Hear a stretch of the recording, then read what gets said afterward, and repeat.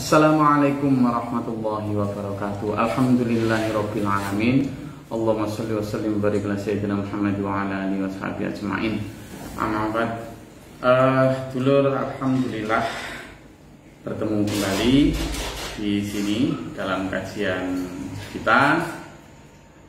Saya kali ini bawa topik ini, sebuah pertanyaan dari kawan saya. Dia bilang gini, sebenarnya kalau jawaban simpel itu,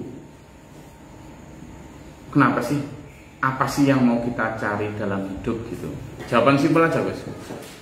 Saya bilang, ya kita itu kalau hidup itu yang paling penting gimana caranya bermanfaat untuk orang lain.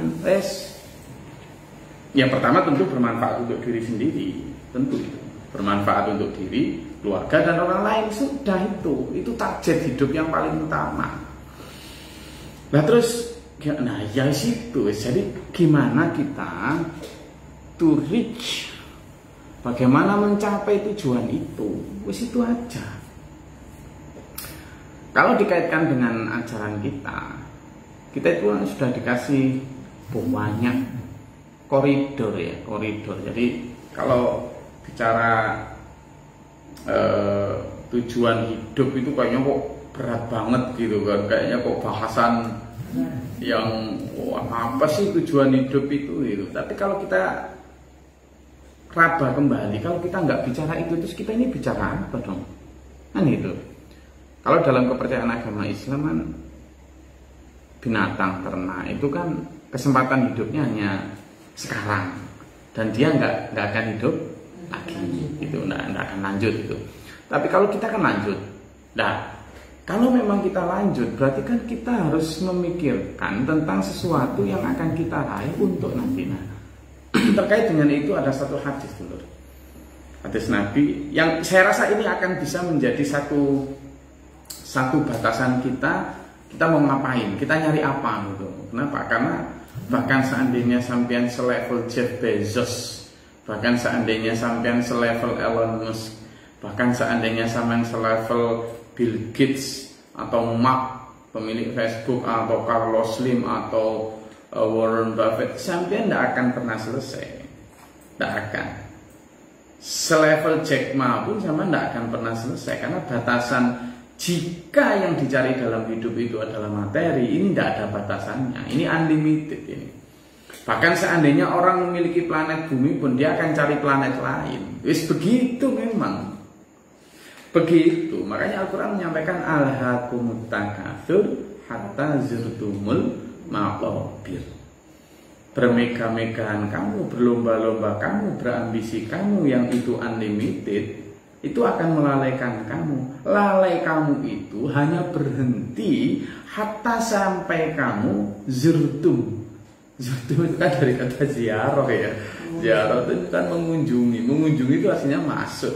Masuk kemana? Al-maqabir, ke dalam kubur. Jadi yang bisa memuaskan ambisi manusia untuk materi itu hanya tanah, liang lahat. Iya wes maqabir itu. Nah kalau gitu gimana? Ayo kita setting yuk. Coba kita setting. Settingan sederhana saja. Settingan kita tentang apa sih yang mau kita cari dalam hidup. Apa? Coba ada satu hadis Nabi gini. Bismillahirrahmanirrahim. Idza mata ibnu adama in khata'a amaluhu illa min salatatin. Ya. Ketika idza mata, mati atau meninggal seorang ibnu Adam atau anak Adam, dalam riwayat lain disebut idza matal insan, ketika meninggal seorang insan maka in khata'a amaluhu, akan terputus amal-amalnya illa kecuali min salasa, kecuali 3 perkara. Apa itu? Pertama, shadaqatin jariyah, sedekah jariyah. Yang kedua, au ilmu yuntafa'u bih, atau ilmu yang bermanfaat. Au waladin sholihin yad'ulah, atau anak yang soleh yang mendoakan. Nah, sekarang coba kita pelajari. Saya tidak akan melihat dari sisi yang biasanya dibahas banyak dulur ya. Maksudnya gini. Pertama, sedekah jariyah. Sedekah jariyah itu kan biasanya yang dikenal selama itu inilah Ya kalau kita misalnya mensedekahkan sebuah sumur, lalu sumur itu diambil oleh orang banyak, setiap orang mengambil manfaat di situ, ketika kita hidup kita sudah dapat pahala, bahkan ketika mati kita juga dapat kiriman pahala. Terus ini hampir semuanya, selamanya. Atau kita wakaf tanah, lalu tanah itu dibangun masjid, atau tanah itu dipakai untuk jalan raya dilewati orang tiap hari, atau tanah itu dipakai untuk sekolahan, dipakai untuk kepentingan publik, maka setiap kali ada orang mengambil manfaat dari itu kita dapat pahala. Setiap orang sujud di situ kita dapat pahala. Setiap orang mencari ilmu di situ kita dapat pahala, baik ketika kita hidup maupun nanti ketika mati. Itu sedekah jariyah. Nah, tetapi ada banyak sedekah jariyah yang lain juga dulu. Bagi orang-orang yang tidak punya harta gimana? Kan gitu. Maka kalimat jahidu fi sabilillahi bi amwalikum wa anfusikum. Kamu itu berjihadlah di jalan Allah itu dengan harta maupun jiwa raga. Ya, orang yang mewakafkan dirinya untuk agama. Bagi yang punya ilmu tentu wakafnya adalah wakaf ngajar. Tapi bagi yang tidak punya ya sudah, kayak misalnya sekarang ini. Kami sedang bangun pesantren, bangun masjid, bangun asrama. Ada satu di Kutai Kertanegara, ada orang tanah wakaf, kalau kita bangun juga masjid di Kalimantan ini. Lalu bersama itu kita juga sedang memulai juga pembangunan untuk pusat kegiatan bagi anak-anak ngaji dan lain sebagainya di Lumajang, Jawa Timur. Kita juga sedang mulai di Kota Madiun, juga nanti bikin ya TPQ, ya musola dan lain sebagainya.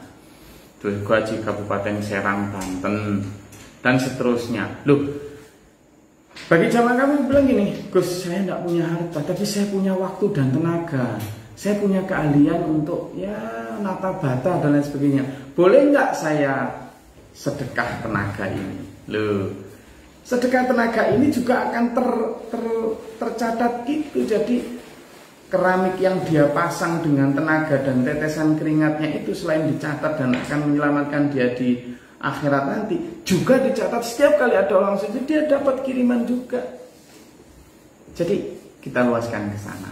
Yang kedua adalah ilmu yuntafa'u bih, atau ilmu yang bermanfaat. Loh, kalau kita bicara ilmu yang bermanfaat, berarti kita bicara ilmu yang bisa memberi manfaat untuk dirinya, juga manfaat untuk orang lain. Hati-hati. Kita dalam men-setting ukuran manfaat itu harus benar-benar manfaat loh ya. Manfaat itu standarnya dua, qaulan wa amalan. Ilmu yang dikaulkan, diucapkan, dan wa amalan, dan juga yang diamalkan.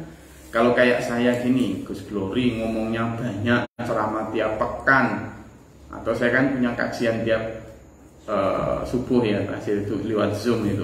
Saya ngomongnya banyak, tapi ternyata praktek saya ini nggak sebanyak yang saya omongkan. Ya ini yang namanya dalam salah satu firman Allah disebut a'udzubillahi minasyaitonir rajim ya ayyuhalladzina amanu lima taquluna ma la taf'alun. Wahai orang-orang beriman, kenapa kamu mengatakan apa yang tidak kamu lakukan? Kabura maqtan indallah an taqulu ma la taf'alun.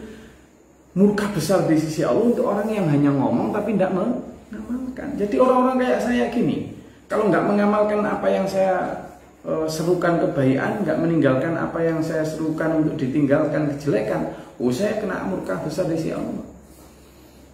Malah dalam surat Al-Baqarah disebut a'udzubillahi minasyaitonir rajim atamuruna nasa bil birri wa tansawna anfusakum wa antum tatlunal kitab afala ta'qilun. Kenapa kamu menyampaikan kebenaran sementara kamu melupakan dirimu sendiri? Bukankah kamu juga membaca kitab? Bukankah kenapa nggak kamu mengambil pelajaran? Nggak berakal kamu gitu. Nah, sehingga ilmu manfaat yang dimaksud di sini adalah ilmu baik, ilmu agama yang diamalkan, lalu kemudian ditiru orang lain, diajarkan nih. Kemudian orang itu juga mengamalkan kebaikan seperti kita. Maka selain kita mendapat pahala, orang yang niru kita dapat pahala, semakin banyak orang lain dapat pahala, kita juga dapat pahala dari orang yang meniru kita. Loh, meskipun kita hidup kita dapat, apalagi ketika kita mati juga kita dapat. Ini yang tidak terputus, tidak inqata'a. Yang ketiga, waladin awalatin sholihin yad'ulah, atau anak soleh yang mendoakan kita ketika kita mati. Kembali standarnya. Sekarang anak soleh yang kayak gimana? Ya anak soleh yang hasil didikan kita yang soleh, orang tuanya niru kita soleh, jadi anak soleh. Jadi syarat untuk orang tua bisa didoakan ya orang tuanya harus soleh, no. Dan orang tuanya harus soleh. Lah kalau orang tuanya misalnya, nak sana ngaji, terus dia nonton sinetron, ya nggak ngaji, ya nggak pernah, nang sembahyang, sholat, berangkat ke surau, ke masjid, teriak gitu. Tapi dia nggak berangkat ke masjid, nggak sholat. Ya anak akhirnya ya gimana? Jadi sampean kalau dan saya ingin punya anak yang soleh, ya sampean teladani. Karena patron atau teladan utama seorang anak itu adalah siapa? Orang tua. Orang tua, yang dilihat itu orang tua. Maka bapak pola anak kepradah itu kan kayak gitu. Ya toh. Maka kalau sampean ingin mendapatkan sesuatu setelah meninggal, tetap nyambung doa anak-anak kita yang soleh dan solihah, ya sampean soleh dan solihah dulu. Gitu loh. Ya iya. Para nabi dulu, Nabi Ibrahim dilarang doakan sama orang tuanya, bahkan ketika masih hidup. Ya karena untuk beliau tidak mengikuti ajaran Nabi Ibrahim. Gitu. Nah dan seterusnya, sehingga ukuran kita itu ukuran yang membuat kita terwarning, terperingatkan, hati-hati loh ya. Meskipun anakmu sesoleh apapun, kalau kamu nggak soleh, kalau kamu nggak beramal seperti anak solehmu, nanti nggak nyambung, repot nanti kita. Gitu loh. Nah ini yang makanya biar orang anak-anak kita bisa mendoakan kita ketika kita wafat, dan itu boleh memang. Nyambung, dikirimi doa, dikirimiin dan sebagainya. Ini biar itu kita yang harus disoleh. Maka gimana tuh loh bahasan kita kembali ke tujuan tadi apa? Ya yang kita cari berarti 3 hal itu, wes. Dalam hidup kita berarti nyari 3 itu. Gimana caranya kita punya sedekah jariyah? Gimana caranya kita punya ilmu yang manfaat yang kita amalkan lalu kita ditiru orang lain, lalu orang lain dulu. Lalu gimana caranya kita punya anak yang soleh? Oke, kalau anak soleh misalnya kita tidak, ya Allah kan yang menakdirkan punya anak dan tidak kan Allah nih. Nah kalaupun kita nggak punya anak sendiri, anak biologis ya hanya anak ideologis, kita didik orang dan lain sebagainya, itu anak soleh bisa doakan kita. Jadi petani, jadi petani. Jadi pedagang, jadi pedagang, silakan. Jadi pegawai, karyawan, hartawan, silakan. Apapun itu. Sekurangnya ketika sama mati dapat 3 ini. Punya sedekah jariyah, punya ilmu manfaat, punya anak yang soleh. Kalau sampean dan saya dalam hidup tidak punya ini, rugi, wes gitu aja. Meskipun rumah saman lantai 20, meskipun sertifikat tanah saman isinya ratusan hektar, meskipun deposito dan tabungan sampean isinya puluhan miliar, tapi kalau sampean tidak punya 3 ini, hidup kita itu masih useless. Masih belum manfaat. Gitu loh. Lalu ya tuh, tadi misalnya sedekah jariyah, kemanfaatannya untuk siapa? Untuk diri kita dan orang lain. Oh gitu, kita kalau dimanfaatkan orang lain untuk jalan, untuk sekolah, untuk masjid, untuk ibadah, kan manfaat orang lain. Yang kedua, ilmu yang manfaat. Nah ini juga apa lagi? Ilmu yang baik kita amalkan untuk kita, lalu juga ditiru orang lain. Manfaat lagi untuk orang lain. Awaladin sholihin, kita membentuk generasi baik, manfaat juga untuk bangsa ini. Makanya Rasulullah bersabda apa? Khairun nas anfa'uhum linnas. sebaik-baik manusia adalah orang yang paling banyak bermanfaat untuk orang lain. Makanya standar khair, standar terbaik itu anfa'uhum. Standar terbaik adalah yang bermanfaat. Kalau standar yang paling mulia jelas saja inna akramakum indallahi atqakum. Jadi yang paling mulia itu yang paling bertakwa, yang paling bermanfaat yang paling baik itu yang paling bermanfaat. Jadi kalau kita itu nggak bertakwa kepada Allah, nggak bermanfaat untuk orang lain, ya berarti nggak apik, nggak mulia. Meskipun di mata materialisme, di mata kapitalisme, kita mulia, kaya, karena terkenal, karena pejabat. Tapi kalau di mata Allah, kalau kita tidak bertakwa, kalau kita tidak bermanfaat untuk orang lain, berarti kita belum baik, belum bermulia. Lalu gimana dulu kita sekarang? Ya, kita coba pandangi diri kita sendiri. Kalau kita memang sudah sampai di level khairun nas tadi, yang sebaik-baik manusia tadi, ya kita buru. Kalau belum, kita buru ke sana. Kalau sudah, tingkatkan. Gus, saya nggak punya harta ya Gus. Lah ya tadi tuh saya sampaikan tadi, kita masih bisa. Kayak itu. Kemarin ada Gus, saya mau berangkat kemana? Ke Kalimantan. Loh, terus nanti gimana? Insya Allah Gus, saya punya waktu ini 2 minggu. Nanti entah saya bisa ikut ngelas atau bisa apa. Loh, kayak gitu.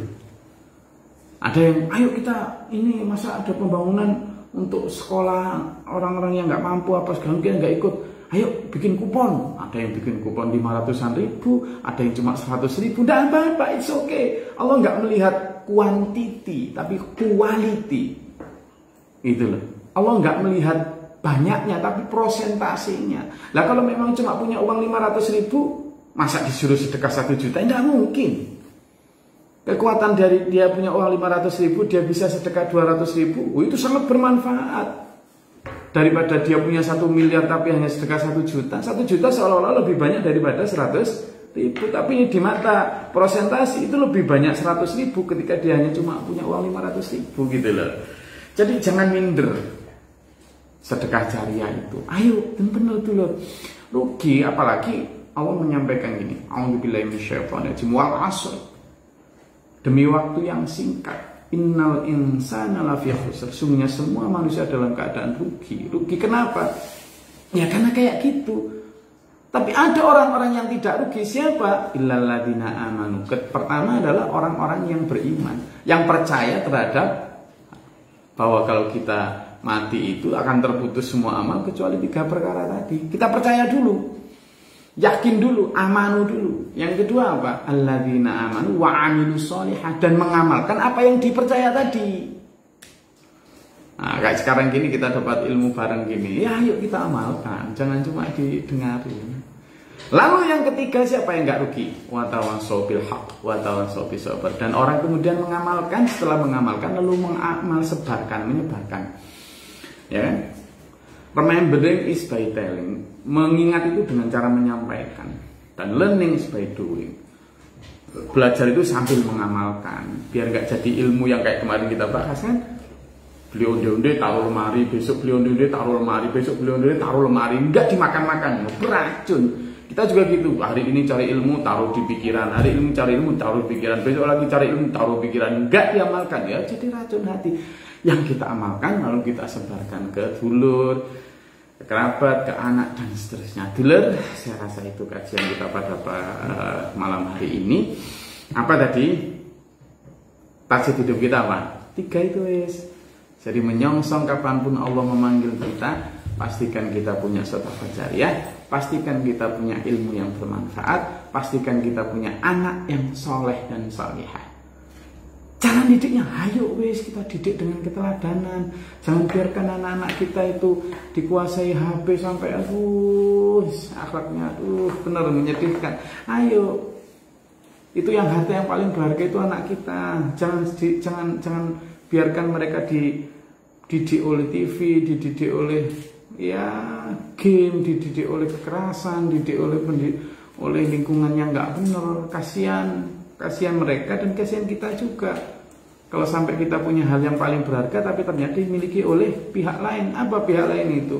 Ya ini globalisasi dan dajjal ini. Ya, Karena itu dulur, saya hanya ingin menghimbau itu tadi. Sebelum kita wafat, pastikan bahwa kita punya legasi, punya warisan itu. Warisan itu bukan hanya persoalan uang yang bermil-miliar, gedung yang bertinggi, sawah yang luas. Tidak hanya itu. Malah kalau bisa, warisan itu berubah tadi. Sedekah jariyah. Jelas bermanfaat untuk diri kita dan orang lain. Lalu nyambung terus ke kita nanti. Ilmu yang bermanfaat, ilmu baik yang kita amalkan, lalu ditiru orang lain. Bermanfaat untuk diri kita, untuk orang lain juga. Lalu waladin sholihin yad'ulah, anak-anak soleh, solihah yang mendoakan kita. Ini mencetak generasi, kita memberikan sumbangsih untuk generasi dan bangsa ini. Jadi selalu itulah kenapa khairun nas anfa'uhum linnas. Sebaik-baik manusia adalah yang paling bermanfaat untuk orang lain. Hidup kita cuma sekali di dunia ini, masa nggak bermanfaat sih? Nah kalau bisa bermanfaat ya untuk diri kita dan orang lain. Ayo belajar bareng. Sampai ketemu pekan depan. Semoga Allah merahmati kita, meridhai kita, menuntun kita dalam siratal mustaqim ila akhir hayat husnul khatimah. Terima kasih. Bila taufiq wal hidayah. Wassalamualaikum warahmatullahi wabarakatuh.